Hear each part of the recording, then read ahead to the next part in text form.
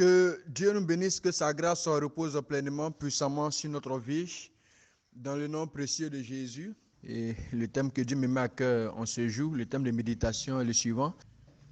N'arrête jamais de soutenir l'œuvre missionnaire quand tu en as la possibilité. Voilà, je dis bien quand tu en as la possibilité. Parce qu'il faut préciser que souvent, ceux qui soutiennent l'œuvre missionnaire ont des difficultés financières et matérielles. Pas parce qu'ils n'ont pas la volonté de soutenir l'œuvre missionnaire, mais il arrive des moments dans notre vie où l'argent manque, il n'y a pas de liquidité, les gens veulent bien soutenir l'évangélisation, soutenir les programmes d'édification, mais souvent n'ont pas les moyens financiers et matériels. Donc le thème c'est « N'arrête jamais de soutenir l'œuvre missionnaire quand tu en as la possibilité ». Et pour cela, nous allons aller dans 3 Jean 5 à 8. Voilà, je lis la parole de Dieu.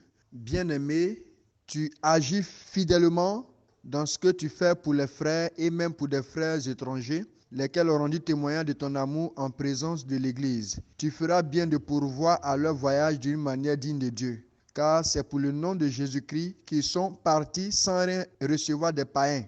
Verset 8, nous devons donc accueillir de tels hommes afin d'être ouvriers avec eux pour la vérité. Que Dieu nous bénisse. Vous savez que la 3e épître de Jean, voilà, a été écrite et elle a été adressée à l'un des amis de Jean qui s'appelle Gaius. Le livre parle de 3 personnages, en l'occurrence de Gaius, qui était un homme très engagé pour sa foi, et d'un certain Diotrephe, qui était cité en mauvais exemple, et d'un autre frère bien-aimé du Seigneur appelé Démétrius, qui avait également un très bon témoignage. Ceci étant, nous pouvons définir l'œuvre missionnaire comme une activité qui consiste à annoncer l'évangile de Jésus-Christ dans les villes, les villages, dans les nations et les royaumes de la terre. Elle consiste également à l'implantation des églises locales et des églises annexes, là où elles n'existent pas encore.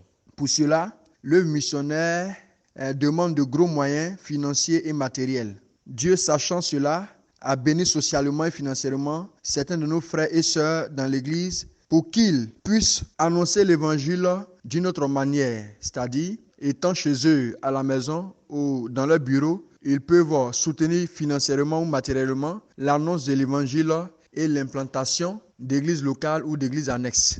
Gloire au Seigneur, ouais, c'est merveilleux. Et depuis leur maison, depuis leur bureau, il y a des frères qui sont empêchés.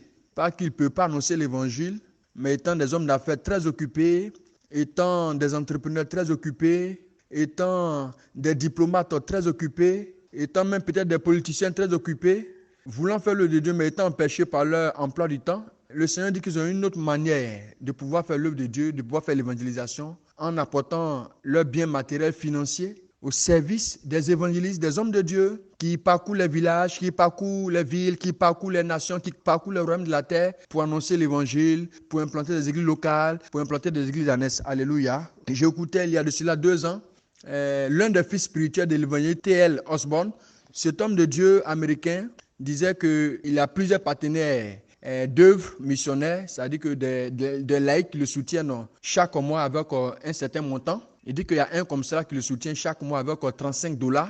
Voilà. Ce dernier jour s'est vu faire un rêve, un songe, et dans le songe, c'est comme s'il était enlevé par le Seigneur et il était au paradis.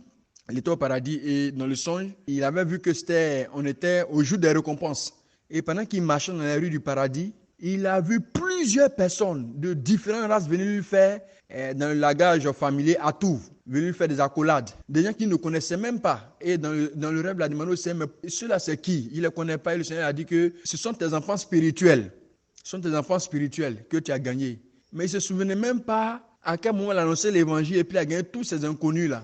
Et c'est là que le songe a pris fin et puis il s'est réveillé. Quand il s'est réveillé, il a automatiquement appelé l'homme de Dieu en question, l'évangéliste, qui est le fils spirituel de l'évangile T.L. Osborne, et il lui a dit, mon frère, que Dieu te bénisse. Est-ce que tu sais que tu travailles pour moi? Le gars a commencé à rire au téléphone. Il a dit, mais comment il travaille pour toi? Il dit, non, continue ton travail. Tu fais un bon boulot, vraiment tu travailles pour moi. Et c'est là qu'il va lui expliquer le son. Il va lui dire que voici tel son que j'ai fait. Et en réalité, toi tu travailles pour moi. Moi je te finance. Mais en réalité, tu travailles pour moi, je gagne des âmes à travers toi. Vous voyez, bien-aimé, comment c'est merveilleux. Étant empêché par ton travail, tu peux annoncer l'évangile d'une autre manière. Donc, ne baissons jamais les bras quand Dieu nous donne la possibilité Oui, de soutenir les missionnaires, de soutenir les envoyés, de soutenir les apôtres, de soutenir les hommes de Dieu, les évangélistes qui parcourent hameaux, villages, villes, nations, royaumes pour annoncer l'évangile, pour que des incroyants participent à la foi. Il ne faut pas lésiner sur les moyens, il faut soutenir l'œuvre. Gloire au Seigneur.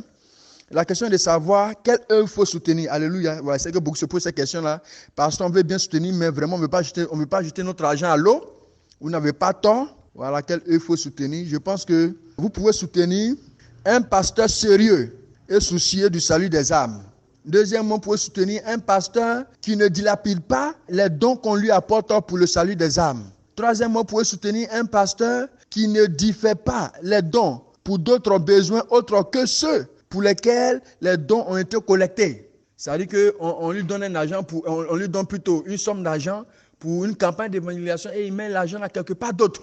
Non, ça, c'est pas bon. Mais quand vous voyez un pasteur qui emploie l'argent que vous lui donnez dans un besoin bien particulier, vous devez soutenir ce pasteur-là. Il est sérieux, il est honnête. Vous pouvez également soutenir un pasteur qui ne gonfle pas les factures. C'est-à-dire que lorsqu'il a une campagne d'évangélisation ou bien un programme, c'est le besoin exact qui vous expose, vous devez soutenir ce pasteur-là. Gloire à Jésus. Et je pense, sans me tromper, que le pasteur Yao Richard est dans cette catégorie de personnes qu'il faut soutenir. Et bien d'autres que vous connaissez dans votre entourage, dans votre environnement. Que Dieu vous bénisse, que sa grâce repose sur vous. Voilà, tous les donateurs, ne soyez jamais las de soutenir les hommes de Dieu. Ne soyez jamais découragés. Continuez.